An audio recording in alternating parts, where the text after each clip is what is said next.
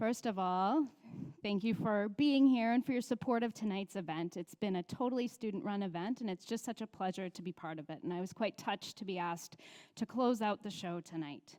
So when I started to think about what I was going to talk about, I thought about the theme that the students proposed, which is we are generation blank.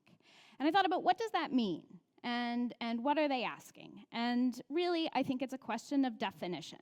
So when you have a blank, for those of you who are part of this emerging generation, it's asking you questions like, who am I and who are we? And for those of us who are from a different generation, it's asking questions of us like, how can we support you and what's our responsibility? And so as I started to think about what I would talk about, I started to think about advice I've received in my life and advice that I've given students along the way, and I started to pull all of that together.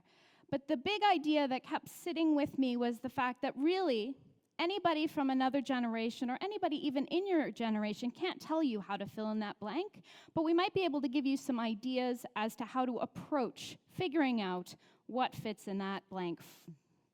So what I'd like to talk about then is the importance of saying yes, asking for help, and being brave. So what I'd like everybody here to do right now is to imagine that you're standing on the edge of a field. And on the far side of the field is a hill. And on the top of that hill is a tree. And from where you're standing, that appears to be the most beautiful tree you have ever seen. And you decide that the only thing you can do is put on a bag, put on your shoes, tell everybody you're going, and hike to see that tree. And so you set out. You take a step, and then you take another step, and you keep going, and you're really excited at first, and then you start to get tired, and you start to get maybe a little bit hungry. And an interesting thing is going to happen to you along the way. With every step that you're taking, the view is changing just a little bit. Your horizon is changing. And so let's say that you get to the far side of the field, and now you're at the base of the hill, and you look up, and you look at this tree, and it's just not quite what you thought it was going to be.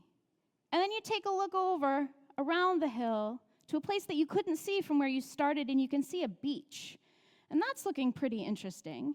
And then you turn around and you look back from where you came from, and you see your home from a whole different perspective. And you think to yourself, oh, that's looking pretty good too. So what do? Do you pursue the tree? Do you go to the beach? Do you go back home? The thing is, you can't know that. You can't know that from here. You won't know that until you're there. And even in that moment, you'll probably be unsure. And for a lot of people, the potential of that feeling of being unsure is the reason they don't leave home in the first place. The idea that you could set out to pursue a goal and get halfway there and it not be what you thought it was going to be is terrifying. So is the idea, though, of never taking that walk. The other thing that's terrifying is the idea that you would set out in pursuit of the tree and do absolutely everything you can to get there, even if you're miserable along the way. In my role as a teacher and as a friend, the people who I worry most about are the people who are afraid to take that first step, or the people who set a goal, set their blinders, and don't pause along the way to think if maybe this is the right path to be on. So my first piece of advice to you tonight is this. Stand up. Take a look on the horizon. Set your eyes on a tree that you think is really interesting, and have the courage to take those first steps, but keep your eyes open along the way. But that's really not enough. That's sort of a fancy way of saying, set a goal and follow it. So the second part of what I want to talk about is something that I've said in different ways before, maybe to some of you, but it's sort of what to do once you see that tree. So I have 5 steps for you. So the first step is when you see that tree, when you have an opportunity that's presented to you, when you get the chance to do something and you think, oh my goodness, I have to do this. I'm going to regret it if I don't do this. Step 1, say yes. And realize that saying yes is not always easy. Something can be really exciting and is probably really terrifying at the same time. Sometimes you might feel really lonely as well. Say yes anyway. Saying yes is hard because what you're saying is, I'm going to go for a hike. I'm not actually going to stay where I am right now. That's where step 2 comes in.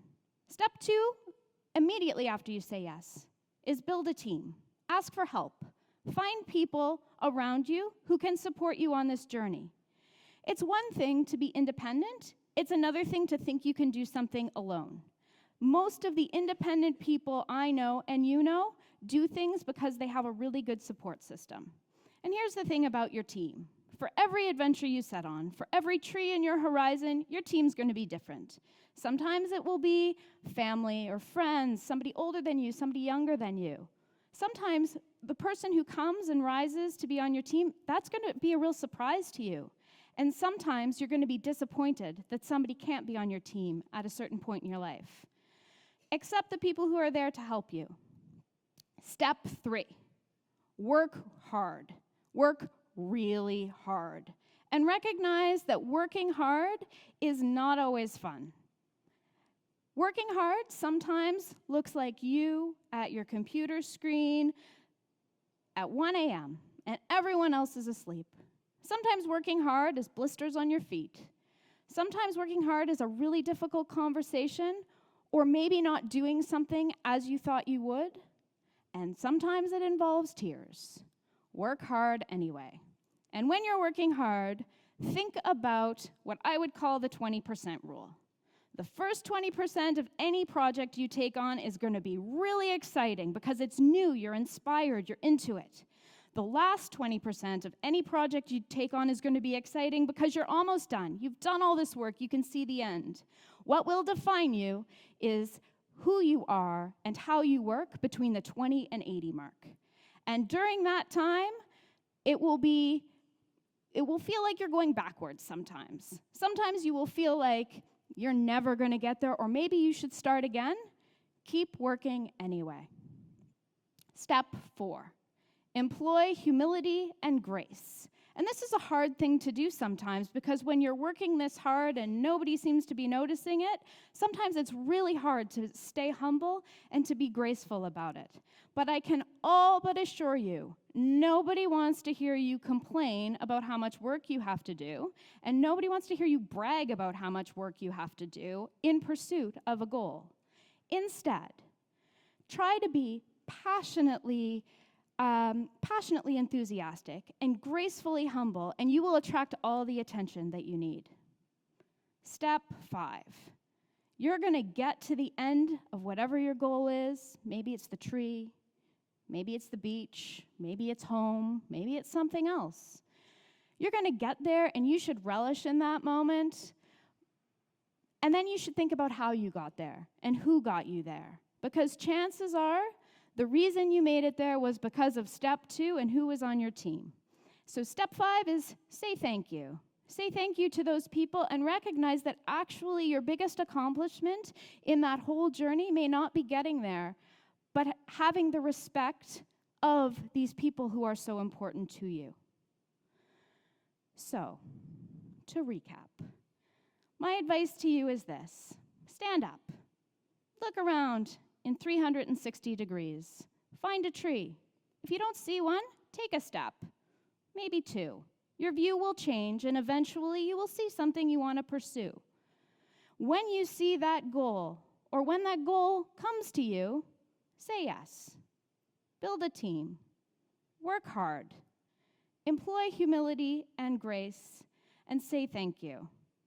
And I can't tell you how you're going to fill in the blank, but I think that if you can work with that degree of purpose and that degree of awareness, you'll be able to fill that blank in time and time again. Happy trails. Thank you.